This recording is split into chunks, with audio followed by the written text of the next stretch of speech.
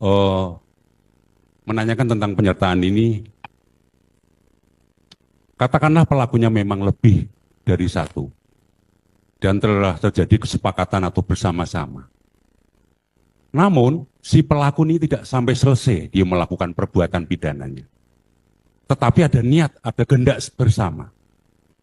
Apakah terhadap kasus yang ikut melakukan tindak pidana tetapi tidak sampai selesai, menurut pendapat ahli, bisakah itu dianggap sebagai penyertaan? Mohon pendapat ahli. Siap, Yang Mulia, ini diatur dalam pasal 55 dan 56. Di situ sangat jelas.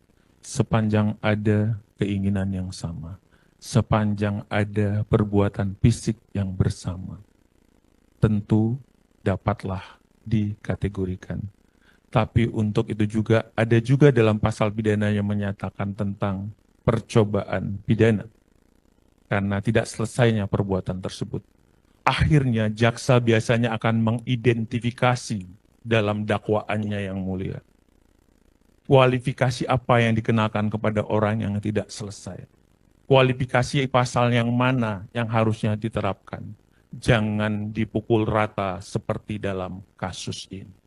Ini yang memang menurut kita kurang begitu tepat. Tapi yang disampaikan oleh saudara jaksa adalah relevan. Yang tidak dilakukan adalah identifikasi atas persoalan ini. Si A melakukan apa, si B melakukan apa. Kalau hanya cuma memukul, kalau hanya ini kan ada pasal-pasal lain. Yang bukan didakwakan dengan pembunuhan seperti dalam perkara ini. Kami lanjutkan. Ketika kami membaca atau menafsirkan ketentuan 265 KUHP, selaku termohon menjelaskan bahwa pada pokoknya ketentuan 265 KUHP mensyaratkan hakim yang ditunjuk terkait sidang PK bukanlah hakim yang menyidangkan perkara semula.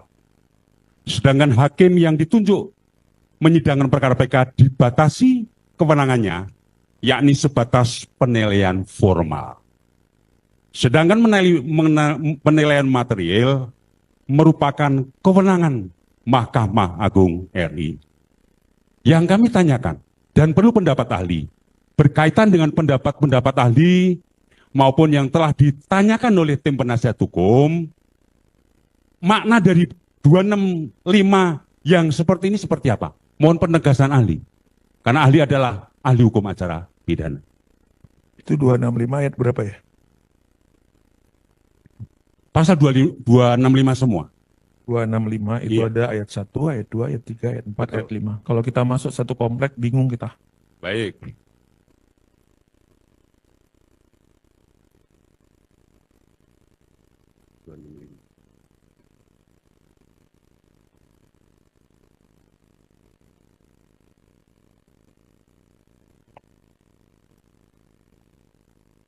Enggak. Yang ditanyakan ahli? Karena saya tidak melihat ada kata formal, hanya melihat formal itu di mana ya? Apa buku kita beda ya?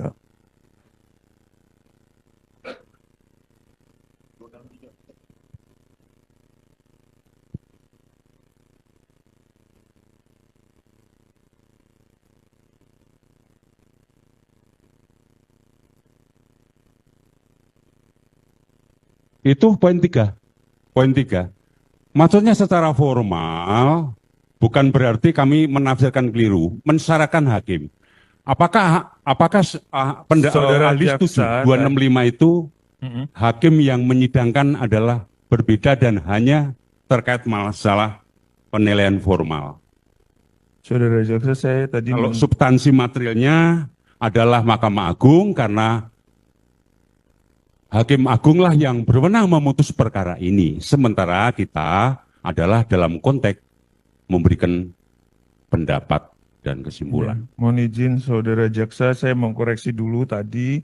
Saya membaca lex scriptanya itu kan ada secara formal dan segala macam. Betul nggak? Ya. Tapi wajar kita salah, kita hilap. Sementara di 265 ayat 3 itu tidak ada narasi seperti itu. Ya, karena kalau membaca undang-undang itu diksinya harus jelas. Karena kita sekolah hukum.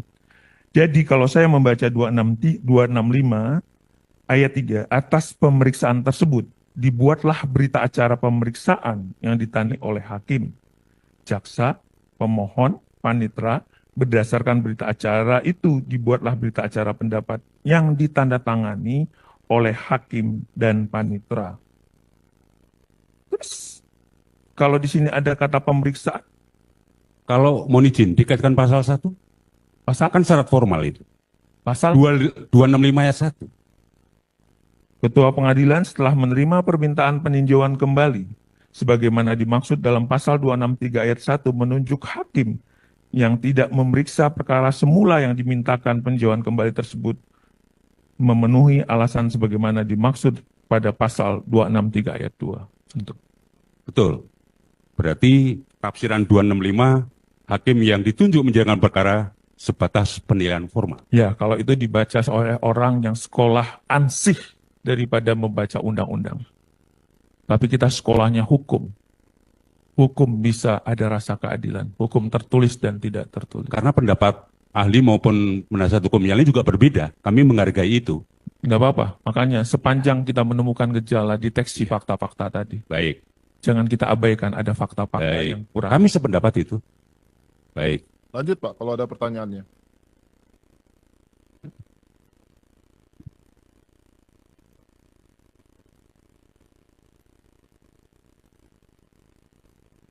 Kemudian ahli, di dalam pertimbangan putusan hakim yang baik dan benar, juga ada hal-hal yang meringankan dan memberatkan. Apa sih fungsinya itu? Apa makna daripada yang memberatkan? Apa makna daripada yang meringankan? Mohon penegasan dan pendapat ahli. Yang mulia, tentang hal-hal yang memberatkan dan meringankan itu diatur dalam pasal 197 huruf D. Di dalam huruf D itu hakim wajib melihat apa yang sebenarnya. Tapi dalam keadaan putusan yang sering dilakukan oleh mahasiswa, dalam skripsi, dalam tesis, selalu melihat hal-hal yang memberatkan. Apakah itu memang melukai masyarakat, kejahatan yang luar biasa, kejahatan yang nyata-nyatanya dilarang. Misalnya kalau itu adalah pembunuhan, korupsi, yang serius segala macam, itu adalah hal-hal yang memberatkan, bikin resah orang, bikin gangguan. Bentar Pak ya, kita skor dulu ya untuk kemenangan azan ya. Jangan skor.